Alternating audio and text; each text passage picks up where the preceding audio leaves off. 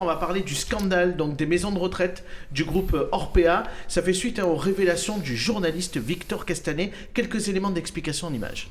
Rien ne va plus chez Orpea. Ce groupe, acteur de référence jusque-là, dans la prise en charge globale de la dépendance des personnes fragiles et en perte d'autonomie, est dans la tourmente. Tout son réseau de plus de 300 maisons de retraite, cliniques et services d'aide à domicile est aujourd'hui sous les feux des projecteurs après les révélations du journaliste Victor Castanet dans son livre enquête Les Fossoyeurs, qui décrit un système où les soins d'hygiène, la prise en charge médicale et les repas des résidents sont rationnés pour améliorer la rentabilité de l'entreprise. Et ce alors que les séjours sont facturés au prix fort. Même sur les marchés boursiers, le plongeon d'Orpea atteint des proportions considérables. Face au scandale, l'État n'exclut plus de diligenter une enquête. On pose la question ce soir dans Bonsoir le Gard, est-ce que les groupes privés qui interviennent dans le social doivent désormais être contrôlés par les pouvoirs publics ? Et on va proposer à Aline, d'abord son point de vue, les nouvelles en tant que sociétaire, donc on va démarrer bien évidemment avec Aline. Quel est votre point de vue sur ce sujet ? Alors c'est un sujet ô combien difficile bien évidemment. Alors, c'est un secret de polichinelle, en fait. On découvre avec ce livre, d'un coup, dans les médias, qu'il y a des problématiques dans les EHPAD, qu'ils soient privés ou publics, mais en réalité, ça c'est pas daté d'il y a 2 jours. Il y a très longtemps qu'il y a des soucis dans les EHPAD.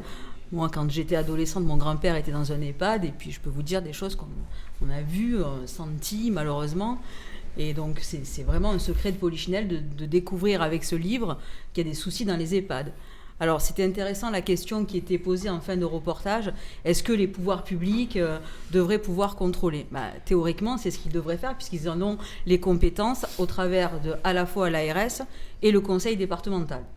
Mais la question qui peut se poser, c'est est-ce que c'est suffisant ou pas ? Et oui. Au regard de ce qui est découvert là, force est de constater que la réponse est non. Et est-ce que à ce moment-là, alors j'entrevois le petit chant qu'on va me sortir derrière, mais est-ce qu'on ne pourrait pas mettre en place une autorité entre l'ARS, le conseil départemental, qui pourrait être une AAI, une autorité administrative indépendante, qui, elle, pourrait être plus efficace ? En fait, la question aussi, Aline, qu'on se pose tous ce soir, c'est que quand c'est un groupe privé qui est derrière, il est là pour faire du business. Et qui est une forme de rentabilité, ce qui pose davantage de problèmes, en tout cas à travers les écrits et cette enquête du journaliste Victor Castanet, c'est de dire qu'en réalité, on fait payer au prix fort une place dans ces maisons de retraite et inversement, on rationalise sur le repas, on rationalise sur les autres équipements qu'on va mettre à disposition du résident. Pierre, qu'est-ce que vous en pensez ? Alors Aline a raison, c'est pas nouveau, mais c'est terrifiant. Enfin, tout ce qu'il dit dans ce livre est terrifiant. Je suis pas sûr que ce soit de la nature du fait que ce soit privé qui pose problème, parce qu'il y a beaucoup d'associations qui font de l'action sociale dans ce domaine-là, qui sont du domaine privé, qui font les choses très correctement. Je pense que la vraie différence, c'est la cotation en bourse. C'est peut-être à but non lucratif. La vraie différence, c'est la cotation en bourse. Aussi. Ah bah oui, et on se retrouve donc du coup là avec une entreprise qui a les yeux rivés sur la valeur boursière de son titre et qui du coup fait des économies sur beaucoup de choses, y compris sur les personnes qu'elles accueillent, pour être sûr d'avoir une rentabilité majeure. D'ailleurs, il y a des signes qui ne trompent pas, un turnover très important, des équipes qui s'usent, peu de personnes pour s'occuper de beaucoup de personnes. Donc ça prouve bien que le système ne fonctionne pas. Donc quelles règles devons mettre nous en place ? On verra, je ne sais pas. Les pouvoirs publics, effectivement, ont aujourd'hui les possibilités de contrôler. L'ARS, d'ailleurs, en Île-de-France, a lancé une enquête récemment. Mais je me dis peut-être qu'il y a aussi matière à ce que les familles, à ce que le parquet... Enfin, il y a peut-être aussi matière à aller un peu plus loin dans cette histoire qu'une enquête simplement interne, voire l'enquête que diligente la direction de l'entreprise. On est sur des choses extrêmement graves. Il va être convoqué par la ministre. Monsieur Burgoa, monsieur le sénateur, bien évidemment au département du Gard pendant de longues années, la question de l'autonomie est au cœur des enjeux. Quelle est votre position, ou en tout cas qu'est-ce que vous pensez de cette histoire autour de ce groupe Orpea ? Et maintenant, au Sénat, en tant que membre de la commission des affaires sociales. Moi, je rejoins les deux sociétaires. Je crois qu'ils ont raison. Alors, la difficulté par rapport au contrôle, c'est qu'également, ce qu'il faut savoir, c'est que ce soit l'ARS et les conseils départementaux qui peuvent contrôler, certes, mais ils financent aussi.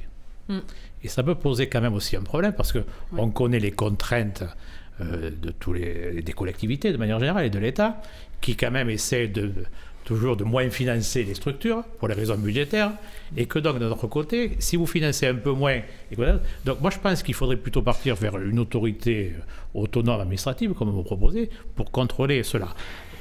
Tout de suite, je crois qu'il faut que la ministre la convocation dans son cabinet, ça, c'est pas important. Il faut diligenter une enquête administrative via l'IGAS, et puis, comme le disait M. Jomel, je crois qu'il a raison, si réellement est-ce qu'on a les moyens s'il y a des faits, mais est-ce qu'on a les moyens, monsieur le sénateur, s'il y a des faits qui relèvent du pénal, ils ont 300 sites, il y a maltraitance. Ils ont 300 sites, vous allez les contrôler combien de fois dans l'année? Et puis vous savez très bien comment ça se passe.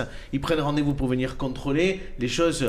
En une demi-journée ne se passe pas de la même façon que les 364 autres jours. Il faut pas contrôler en disant prenez un rendez-vous. Il faut faire des contrôles inopportuns. Non, mais c'est ce qui est prévu à l'heure actuelle, et les contrôles sont décidés comme étant inopinés.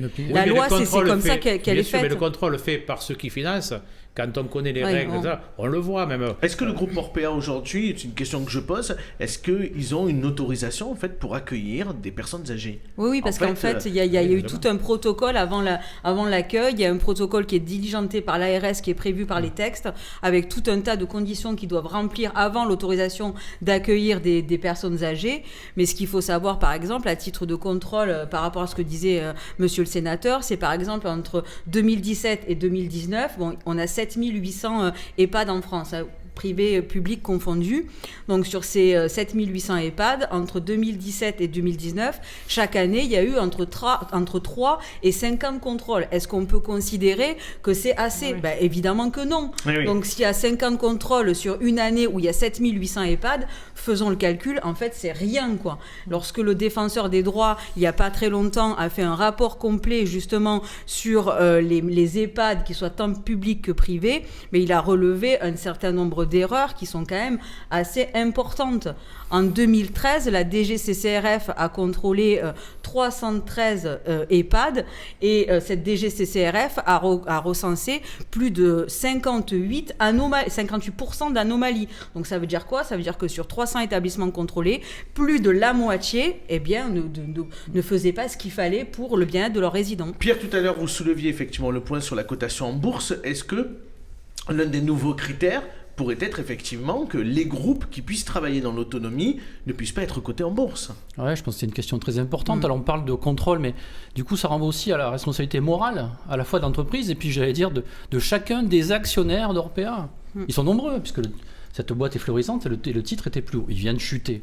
Donc oui, il y a une responsabilité qu'il faut pointer de ce côté-là et peut-être qu'il faut légiférer pour éviter que des structures qui ont une simple volonté de faire de l'argent le fassent au détriment de personnes vulnérables. Oui. Pour se faire l'avocat du diable, on peut aussi dire quand même que ces entreprises privées, si elles existent, c'est qu'elles pallient malheureusement une défaillance des pouvoirs publics parce qu'il n'y a pas assez d'EHPAD. Et puis après, on peut aussi se demander... Les collectivités locales d'aujourd'hui, puisque c'est une compétence des conseils départementaux, ne peuvent pas, eux seuls, à accueillir toutes les personnes seniors susceptibles d'aller Même si dans le Gard, quand même, M. Bourgois, je ne suis pas totalement d'accord avec vous, il y a quand même beaucoup d'EHPAD et le ticket est l'un des moins chers de France, quand même, sur les EHPAD.